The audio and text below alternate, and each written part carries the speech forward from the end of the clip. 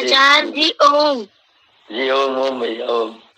मेरा प्रश्न है कि आलस बहुत आता है, आलस को कैसे भगाएं? आलस्य आता है कि प्रमाद करते हैं, दो चीजें होती हैं बेटा, एक होता है प्रमाद, एक होता है आलस्य। आलस्य शरीर पर आता है, प्रमाद मन से किया जाता है। आलस्य आने का कारण है शरीर को उस तरह का भोजन न मिलना जैसा चाहिए, नंबर एक। दूसरा कारण है कि जितना हम शरीर से काम लेते हैं उस काम के लेने से ज्यादा, जितना हम शरीर से काम लेते हैं उससे कम हमको भोजन मिलता है, या फिर हम काम ज्यादा लेते हैं और भोजन उस तरह का नहीं करते हैं, अतिरिक्त भोजन कर लेते हैं। काम बिल्कुल नहीं करते तो अतिरिक्त खा लेते हैं, काम बहुत करते हैं तो हमको खाने को नहीं मिलता, तो अतिरिक्त खा लेंगे तो भी शरीर में आलस्य आएगा, काम नहीं करेंगे तो भी शरीर में आलस्य आएगा। और भोजन की टाइमिंग और भोजन का जो भोजन का स्तर है, आप खाते क्या है।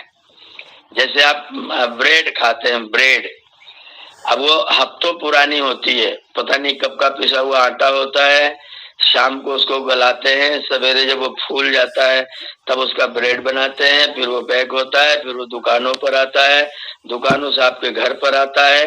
तो आटे से लेकर के ब्रेड तक पहुंचते पहुंचते महीनों पुराना आटा होता है। अगर वो आप खाते हैं, अगर वो पेट में आपके रहेगा तो आपको आलस्य आएगा। या फिर अतिरिक्त गरिष्ठ भोजन कर लिया और आप व्यायाम नहीं करते, उसको पचाते नहीं है तो भी आलस्य आएगा। या फिर आपने अपने शरीर को जितनी देर तक बैटरी को चार्ज करना चाहिए उतनी देर आपने उसे चार्ज नहीं किया है तो भी आलस्य आएगा। तो कई कारण होते हैं, इन कारणों का अगर निवारण आप करेंगे, मैं क्या खा रहा हूँ, मेरा भोजन हेल्दी और ताजा होना चाहिए, ताजा भोजन होना चाहिए।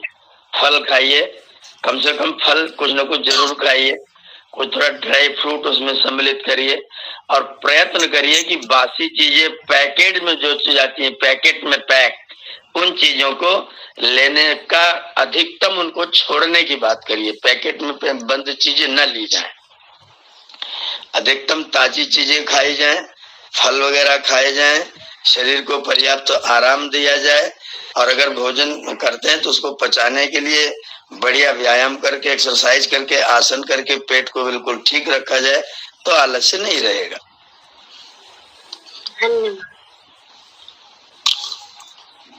आचार्य ओम। जी ओम।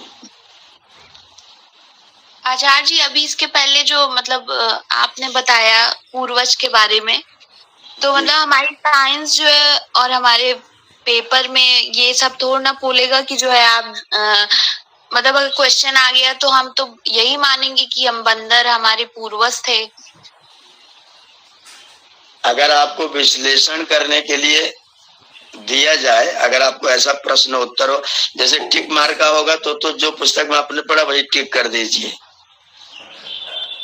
ठीक। अगर वो लिखने वाला प्रश्न है जिसमें आप लिख सकते हैं तो जो आपने पुस्तक में पढ़ा है वो लिख दीजिए, लेकिन नीचे कोष्ठक में लिखिए विशेष नोट, और विशेष नोट में बनाइए कि यह जो मान्यता है वो केवल एक व्यक्ति की है और वो सैद्धांतिक नहीं है, मैं इसको नहीं स्वीकार करता हूँ। मैं ये स्वीकार करता हूँ कि दुनिया का बनाने वाला कोई चेतन सर्वशक्तिमान ईश्वर है, और उसी ईश्वर ने सारे प्राणियों के शरीरों का विधिवत सही प्रारंभ में ही सारे शरीरों का निर्माण ईश्वर ने किया हुआ है। कोई बंदर में से, कोई प्राणी में से घिस करके प्राणी आता है, ऐसा सिद्धांत मुझे स्वीकार्य नहीं है। ऐसा विशेष नोट करके 3 लाइन आप जरूर अपनी कॉपी में लिख दीजिए।